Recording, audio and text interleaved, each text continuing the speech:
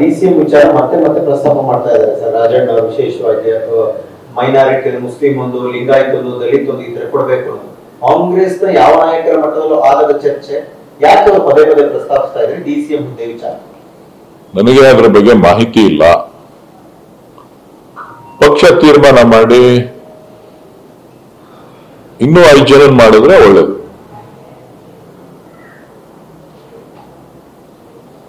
D K Shivakumar ಅವರು ದೆಹಲಿಯಲ್ಲಿ ಮಾತಾಡುವಾಗ ಸಿಎಂ ಡಿಸಿಎಂ ಅದು ನನಗೆ ಮಾಹಿತಿ ಇಲ್ಲ.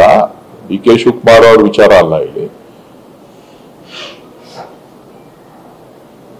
8 ಬಾರಿ ಗೆದ್ದಂತ ರಾಮಲಿಂಗಾರೆಡ್ಡಿ ಅವರಿದ್ದಾರೆ. 8 ವರ್ಷಗಳ ಸುದೀರ್ಘ ಪಕ್ಷಾಧ್ಯಕ್ಷರಾದಂತ ಪರಮೇಶ್ವರ್ ಅವರಿದ್ದಾರೆ. ಕಾರ್ಯಾಧ್ಯಕ್ಷರಾದಂತ ಸತೀಶ್ ಜಾರಕಿಹೊಳಿ ಇದ್ದಾರೆ. ಮತ್ತೊಬ್ಬ ಕಾರ್ಯಾಧ್ಯಕ್ಷರ ಕೆಲಸ ಮಾಡಿದಂತ ಈಶ್ವರ್ ಖಂಡ್ರೆ ಅವರಿದ್ದಾರೆ. ಪ್ರಚಾರ ಸಮಿತಿ ಅಧ್ಯಕ್ಷರಾದಂತ ಆಗಿದ್ದಂತ ಎಬಿ ಪಾಟೀಲ್ ಅವರಿದ್ದಾರೆ. ಸೊ ಮೈನಾರಿಟಿನಲ್ಲಿ ಪ್ರಬಲ ನಾಯಕರಾದಂತ ಜಮೀರ್ ಅಹಮದ್ ಸಾಹೇಬ್ ಇದ್ದಾರೆ. ಸೊ ಇನ್ನೂ ಯಾರು ಇದ್ರು ಒಕ್ಕಲಿಗ ಸಮುದಾಯದಲ್ಲಿ ಹಿರಿಯ ನಾಯಕರಾಗಿ ಕುಮಾರಸ್ವಾಮಿ ಇವರು, ನಮ್ಮ ಕೃಷ್ಣ ಬೈರೇಗೌಡರು ಇದ್ದಾರೆ. ಮಂಡ್ಯದಿಂದ ಚಲುರಾಯ ಸ್ವಾಮಿ ಅವರಿದ್ದಾರೆ. ಸೊ ಎಲ್ರಿಗೂ ಮಾಡ್ಬೋದು, ಏನ್ ತೊಂದರೆ ಇಲ್ಲ.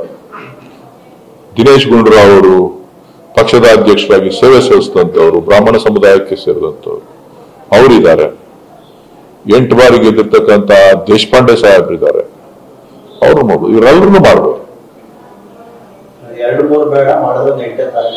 ಅಲ್ಲ, ಎಲ್ಲಾ ಸಮುದಾಯಕ್ಕೂ ಕೊಡ್ಬೇಕಲ್ಲ ನ್ಯಾಯ, ಸಾಮಾಜಿಕ ನ್ಯಾಯ ಮತ್ತು ಪಕ್ಷ ಬಲವರ್ಧನೆ. ನನಗ್ ಗೊತ್ತಿಲ್ಲ. ಎಲ್ಲಾ ಸಮುದಾಯದವರು ಅರ್ಹತೆ ಇದೆ, ಅದನ್ನ ಪಕ್ಷದ ವರಿಷ್ಠರು ತೀರ್ಮಾನ ಮಾಡ್ತಾರೆ.